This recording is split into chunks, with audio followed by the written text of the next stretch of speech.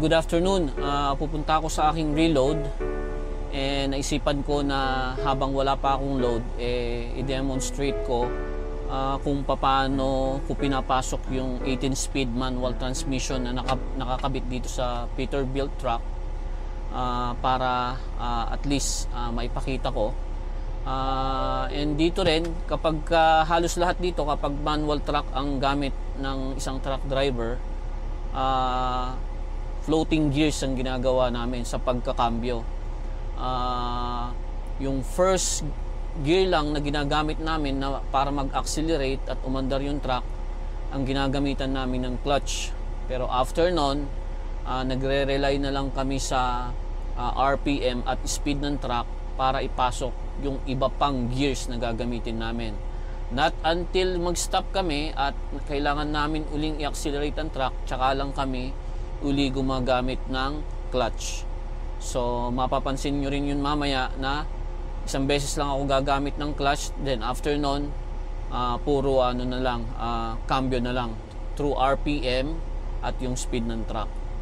So mabilisan lang to. Actually 1 to 18 to, yung low at yung 1 hindi ko ginagamit So bale kung bibilangin natin yung cambio from 1 to 18, nag-i-start na ako sa 5 low. So babanggitin ko yan.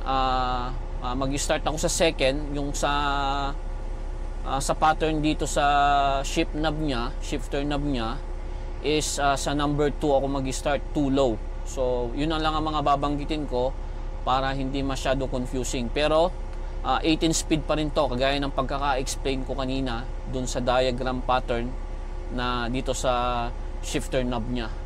So tara, mag-start ako sa 2 low. So yan, i-clutch ko na. Then ipapasok ko yung number 2 low.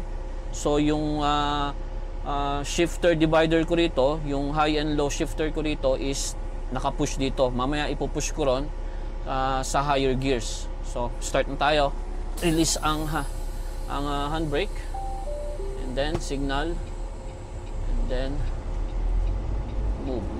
So nasa low yan, hindi ako gagamit ng low sa lower gears.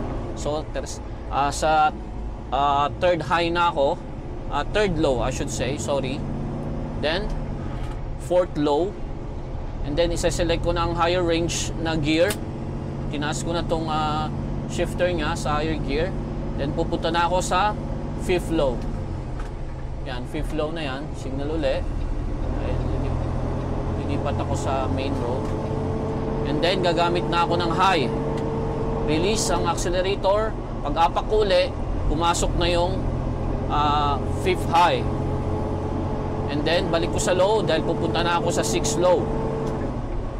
Ayan, sixth low. Then gagamitan ko uli ng divider, yung overdrive nya, high. Release ang accelerator, apak uli, pumasok na uli yung cambio without shifting ang lever. So balik ko sa low, pupunta na ako sa 7 low. 7 low. And then gagawin kong 7 high yan, ipupush ko to. And then bibitawan ko tong accelerator. Then apak uli, pumasok na yung 7 high. Then gusto ko na ng 8 low, so ibalik ko to sa low. And then release ang accelerator, pasok ang cambio. Hindi na ako nagka-clutch, kung mapansin nyo. After nung nag-clutch ako nag-start ako, hindi na ako nagka-clutch. And then yung pinaka last gear, which is 8 high, yung number 18 na gear. So i-push ko uli ang overdrive, then release accelerator, apak uli, pumasok na yung pinakahuling gear, yung pang 18th gear or yung 8 high na cambio. Yan na yung pinakamabilis. I mean, yan na yung pinaka last na cambio niya, pang number 18, 8 high. So yun, ilagay ko sa